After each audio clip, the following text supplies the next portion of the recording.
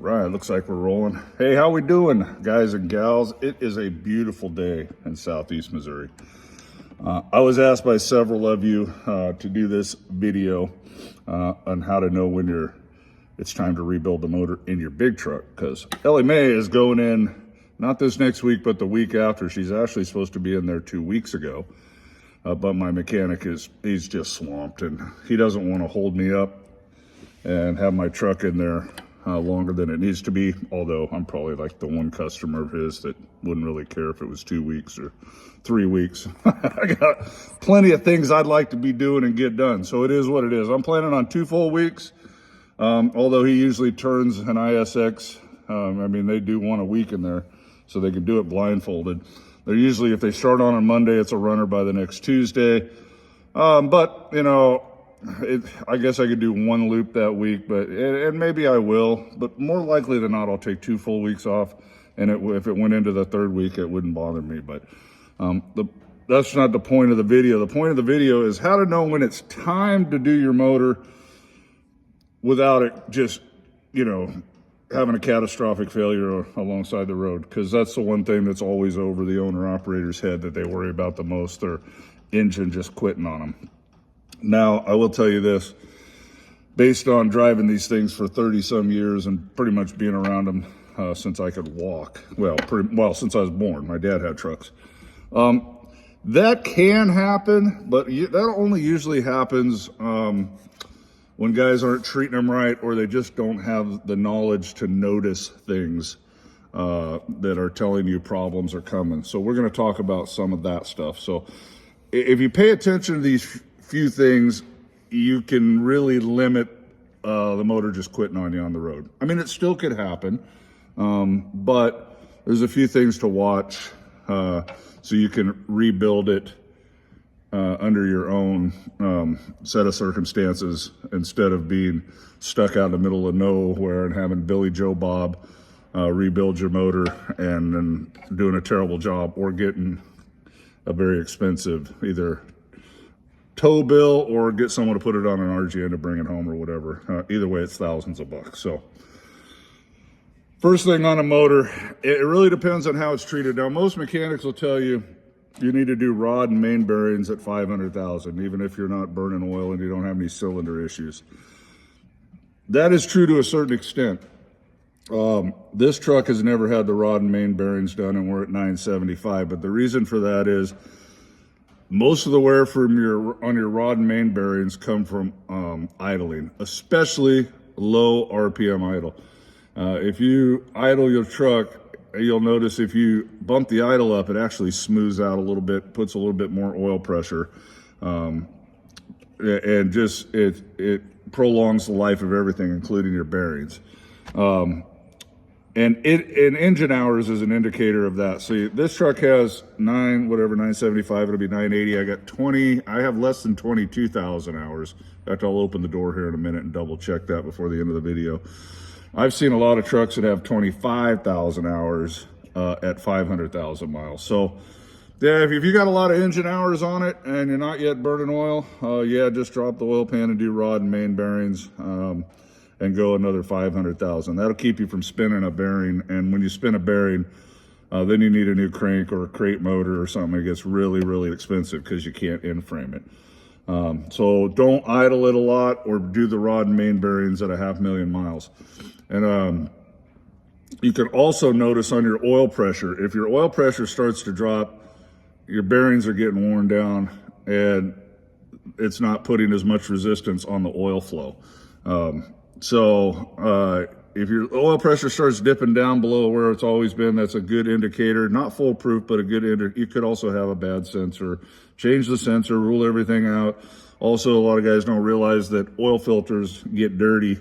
You know, I don't ever push the oil filter in my truck more than 15,000 miles. Usually I'm doing it around 10 or 12. I know some guys are out there and then the manufacturers say go 30, 40, 50,000 because they're throwaway trucks now. It doesn't make it good. But at about 15,000 miles maximum, sometimes around 12, I'll notice my oil pressure starts to drop because the filter's getting dirty. And I have actually just changed the oil filter before, and the oil pressure goes right back up without even changing the oil. So a dirty oil filter can drop your oil pressure too.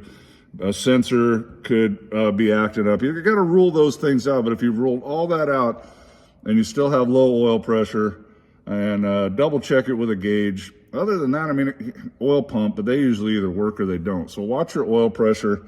If that starts to drop, it's time to start thinking about things, at least rod and main bearings.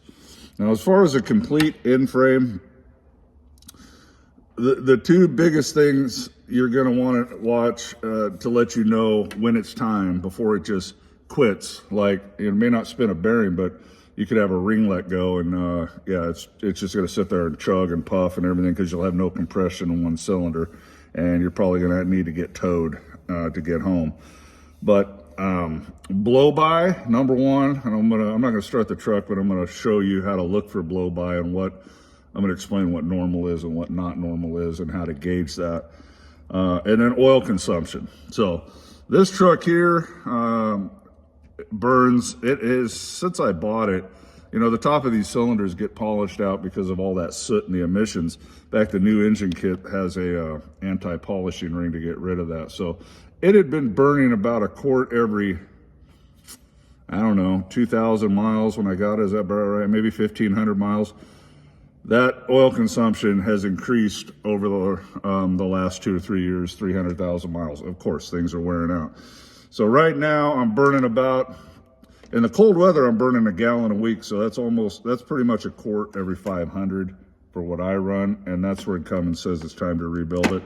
Now in the warmer weather, like it's starting to warm back up, but that was in real cold, like single digit stuffs, because your cylinder temperatures are going to be colder. So when things are colder, they contract. They're not going to seal up as good.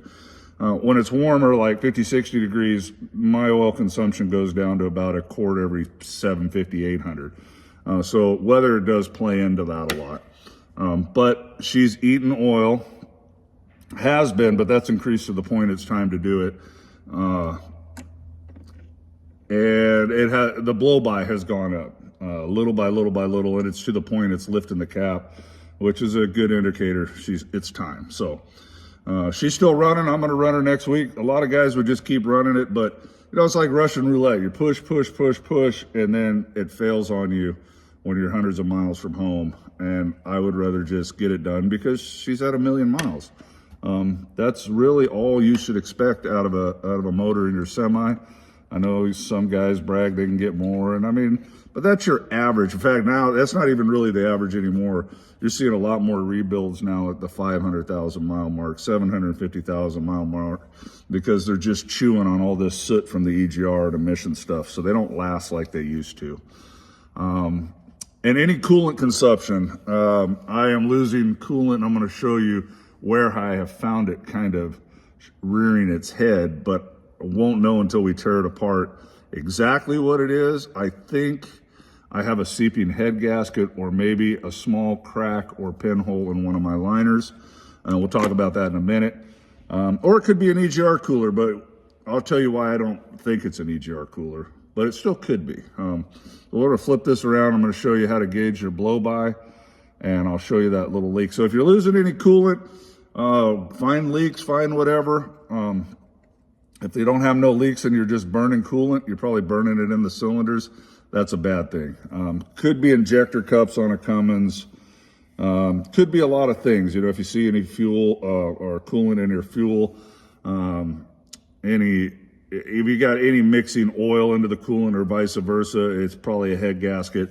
So there's things like that you want to check. So, but we're getting into a different topic here because those are problems, yes, but it doesn't necessarily mean it's time to rebuild. You could just need a head gasket, which sucks because you gotta take everything apart. And at that point, when you got it torn down that much, got the whole head off the truck, and you got to clean the head up, maybe have it trued up and all that, you might as well drop the pan and just do a rebuild. But so I'm gonna flip this around. We'll do the blow-by, and then I'll show you the little coolant thing I got.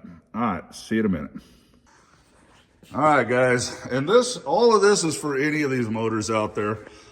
This is a Cummins ISX, but for blow-by, you're gonna take your oil fill tube off, okay? And a lot of guys will even pull their dipstick because you can see blow-by coming out of there. That'll show up. But yes and no. I mean, brand new motor is going to have a little bit of air coming out of here, and if it's cold, it's going to look more than it is, and steam and everything else.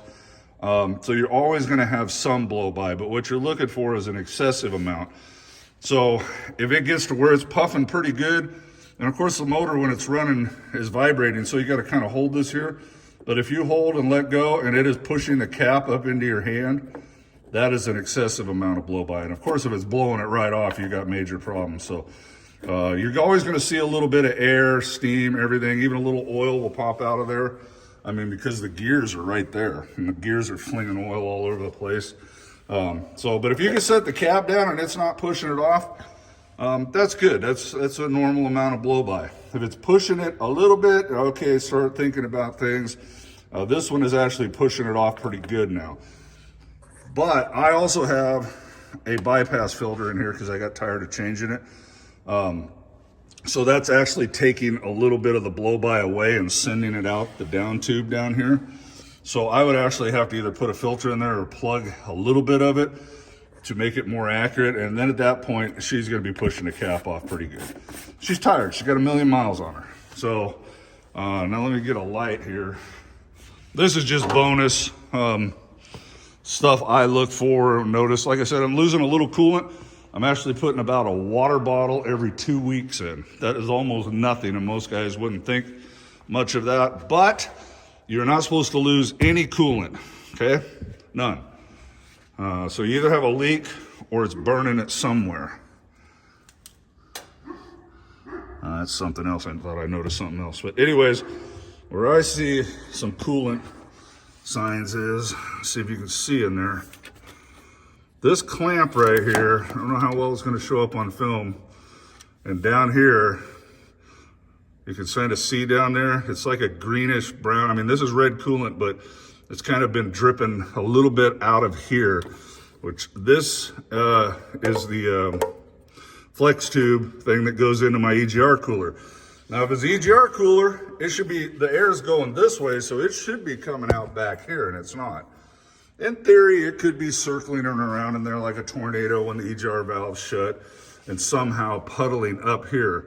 But more likely than not, and when they pull this exhaust manifold off, if it's wet somewhere in here, we're gonna know that it was a little liner or head gasket or something like that, and it was burning inside the cylinders. Like I said, water bottle every 2 weeks, nothing major, but it's another indicator that it's time. So if that is a cylinder, I don't want to push it until she completely cracks and hydrolocks the motor. That would not be good. So sometimes it's better to just be proactive and know when it's time to do the motor or get another truck. For me, $28,000 for a motor is better than spending another 100 grand on a truck for where I'm at in my career. All right, guys, flip this around. That's all I got. If you got any other questions, let me know. But those are signs you can look for when it's time to rebuild the motor in your big truck or your personal diesel. Gas engine's a little bit different animal. But as far as diesels, they all kind of the same. You start seeing blow by, you know it's getting close. And as that blow by goes up, it's getting closer. It's a tick, tick, tick, tick. And if you got a lot of blow by, just go do it before the thing lets loose and leaves you on the side of the road in the middle of nowhere, Utah or something, right? And like everything else we just talked about. Hope this helps. You guys have a great weekend. We'll see you for the money and news tomorrow. God bless you. Bye now. Okay, one other thing that I forgot. Not you. He thinks I'm talking to him. I think I'd write these things down, but I don't. I wing these videos, if you couldn't tell already. You pull that oil cap off after the truck's been running a while. Look for any condensation in there. Sometimes there'll be a little bit, especially if you're in a pretty humid climate. But if you see quite a bit and it's like a milky white color, oily stuff, that's an indicator that you got some coolant mixing with your oil. And that's another thing to look for. I think I got it all. Probably not, but that'll give you some stuff to check and keep an eye on. That's all I know. All right. I'm just glad I'm not rebuilding it this time. I'm finally at a point in my career. that I can drop it off, and only like $6,500 is labor, and I need that tax write-off anyway. So I'll take a vacation and a staycation, stay at home. Truck drivers, we don't like to travel on our time off. We're traveling all the time, but I'm going to do all kinds of stuff around here that seems to always get put off. All right, guys, have a good one. God bless you. Bye now.